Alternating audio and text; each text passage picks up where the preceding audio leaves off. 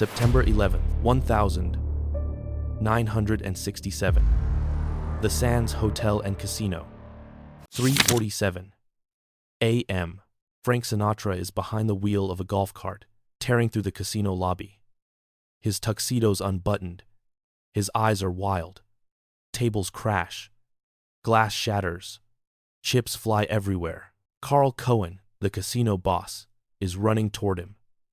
A 280-pound former boxer who's not scared of anyone. And in 60 seconds, he's going to knock out Frank Sinatra's front teeth. But how did we get here? Las Vegas. The Sands is the center of the universe. If you're not playing the Sands, you're nobody. And Sinatra? He owns 9% of it. The mob gave it to him as part of a deal. The Copa Room sells out every single night. Dean Martin, Sammy Davis, Junior Joey Bishop, the Rat Pack, the biggest names in entertainment, all because of Frank. And the money's flowing. High rollers fly in just to see Sinatra perform. The casino's packed. The Sands is printing cash. Sinatra has unlimited credit. Unlimited everything. He wants a suite? It's his. Private jet? Done. Comp a friend's entire weekend? No problem. Because Frank Sinatra is the Sands. Then 1967 happens. Howard Hughes buys the place. The billionaire recluse. He sees Vegas as business, not a playground. First thing his team does, cut Sinatra's credit line. September 10th.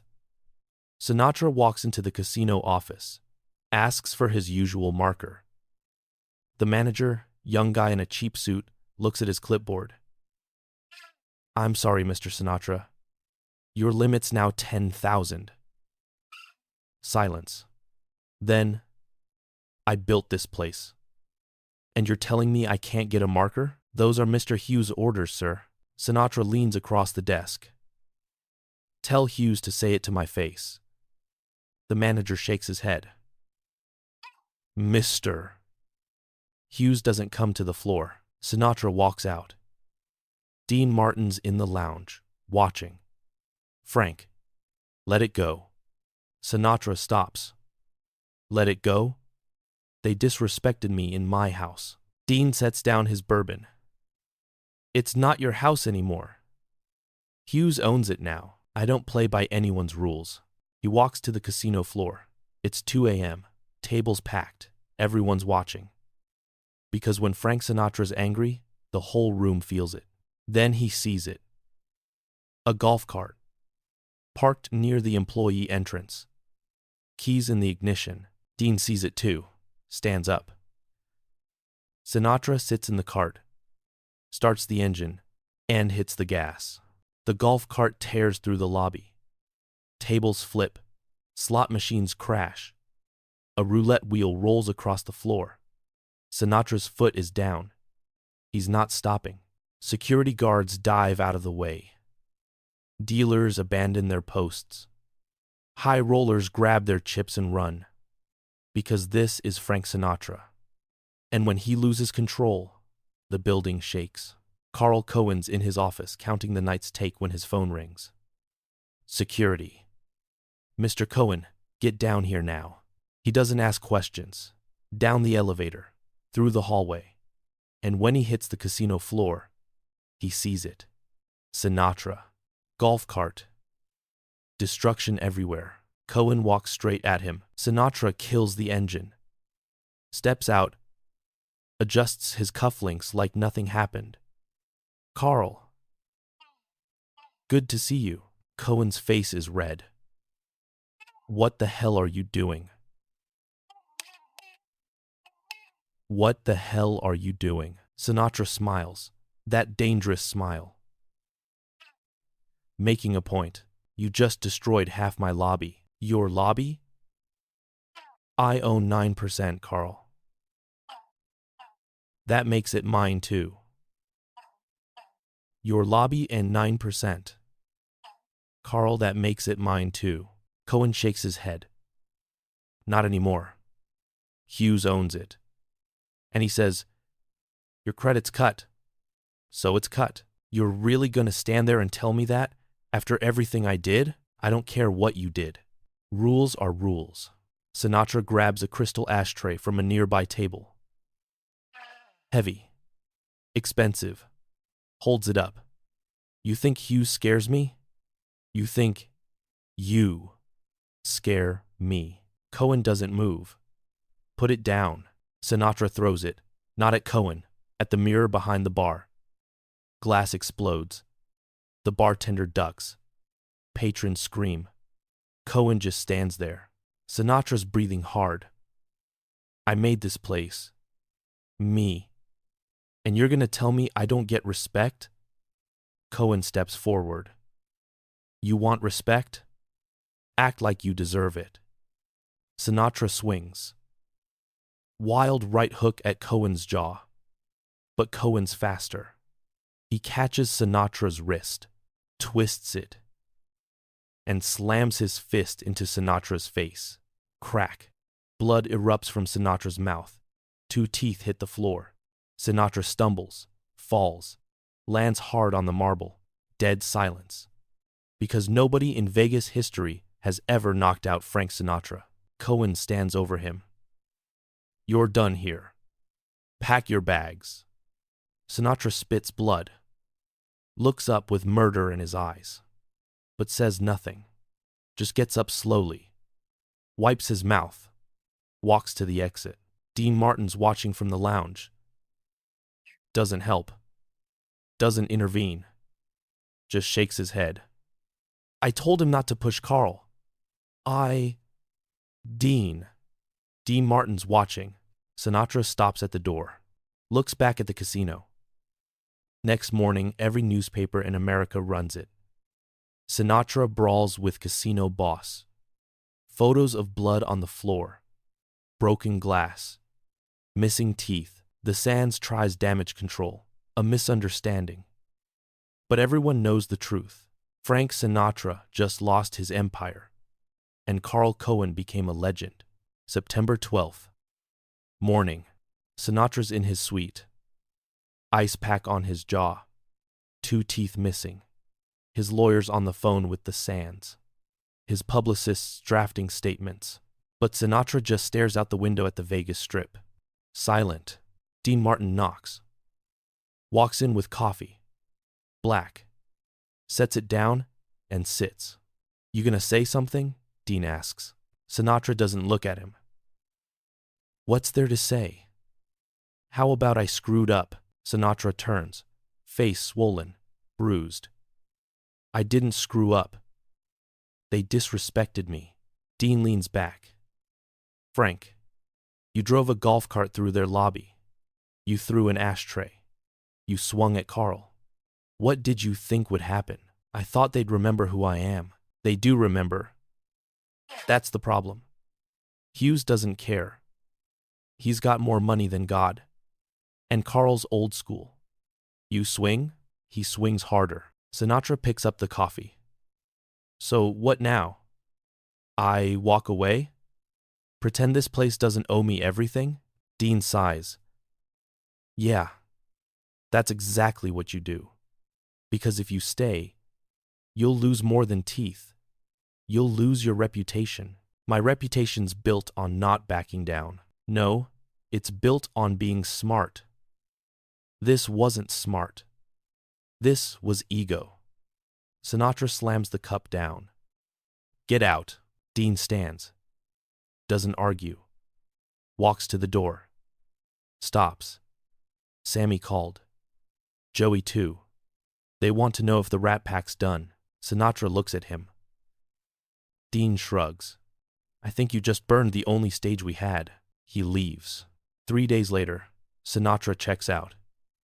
No press conference. No goodbye. Just loads his bags and drives away. Hotel staff watches from the windows. Some sad. Most relieved. The Rat Pack tries to keep going. Books. Shows at the Riviera. Then the Desert Inn. But it's not the same. The magic's gone. Because the magic wasn't just the talent. It was the place. The Sands. The Copa Room. And now that's gone.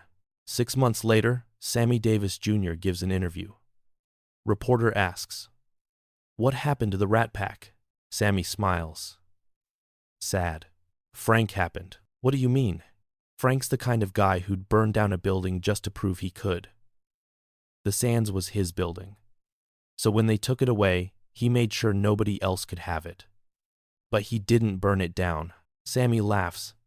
"Didn't he? No Sinatra, no Rat Pack, no magic. It's just another casino now.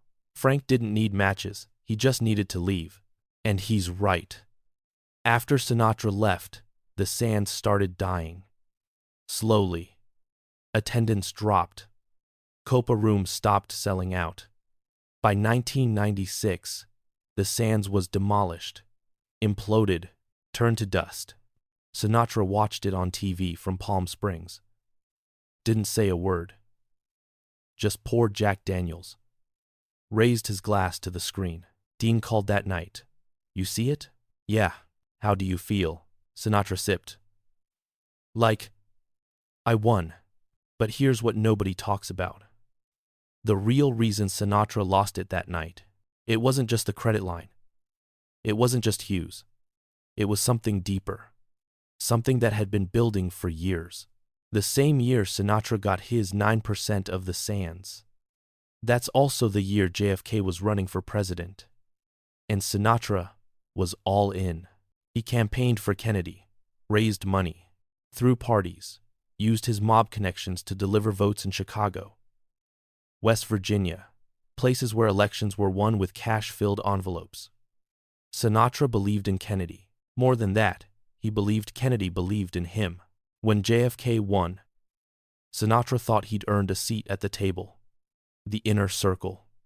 He redesigned his Palm Springs compound for the president, built a helipad, added guest rooms, installed secure phone lines.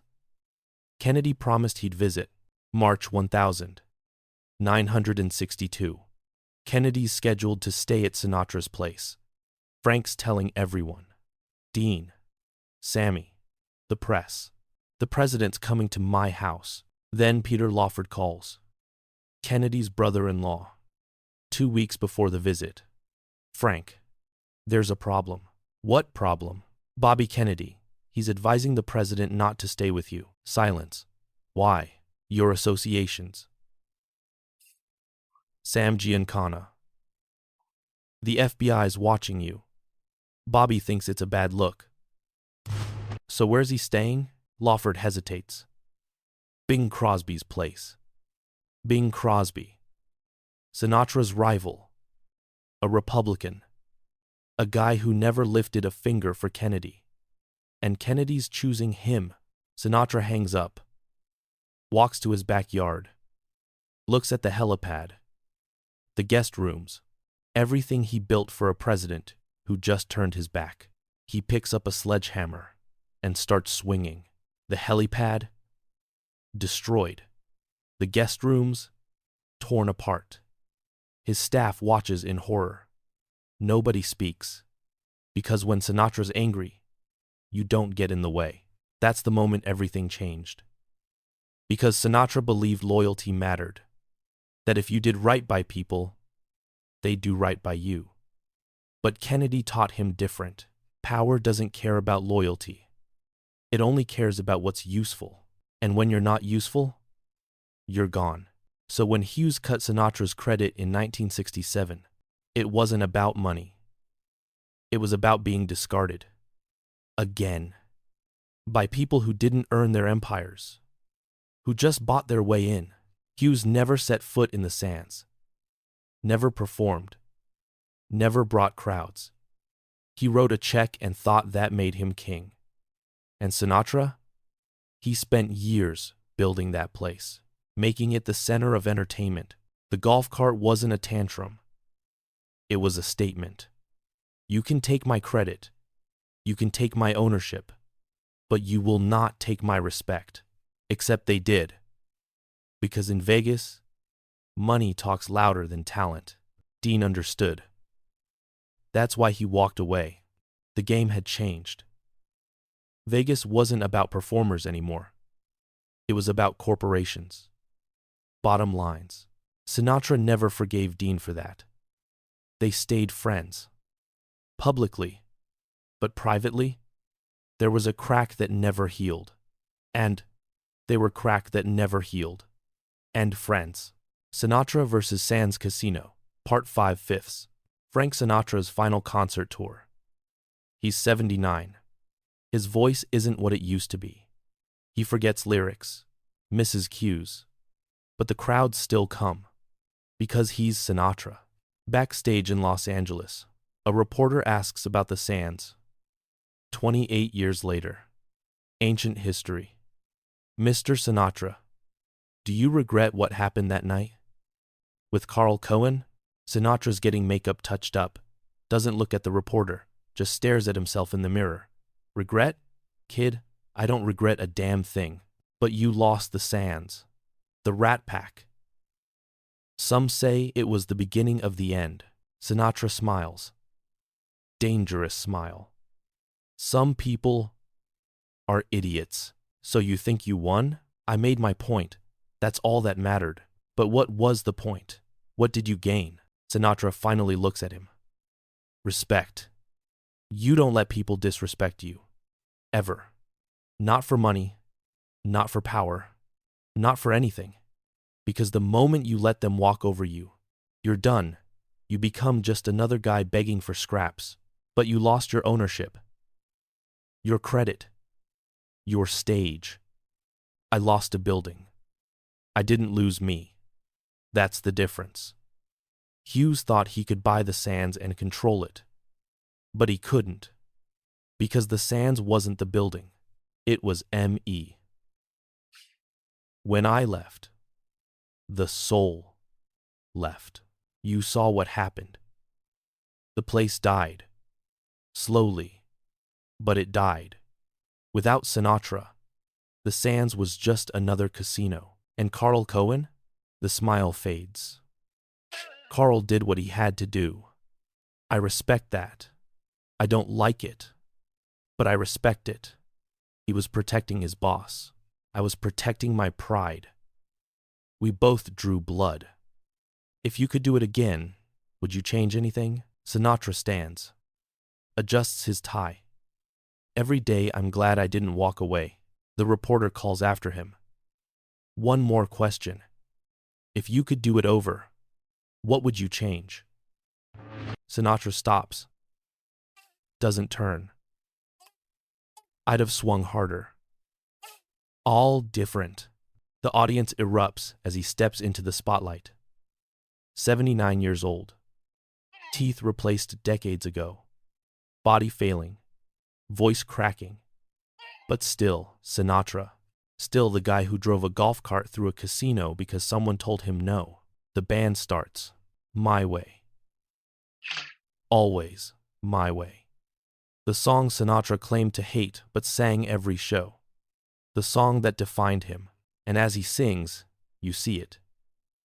Dean Martin's watching from the wings. He flew in just for this. He's dying. Lung cancer. But he wanted to see Frank one more time. When Sinatra finishes, Dean walks onto the stage. The crowd goes insane. They embrace.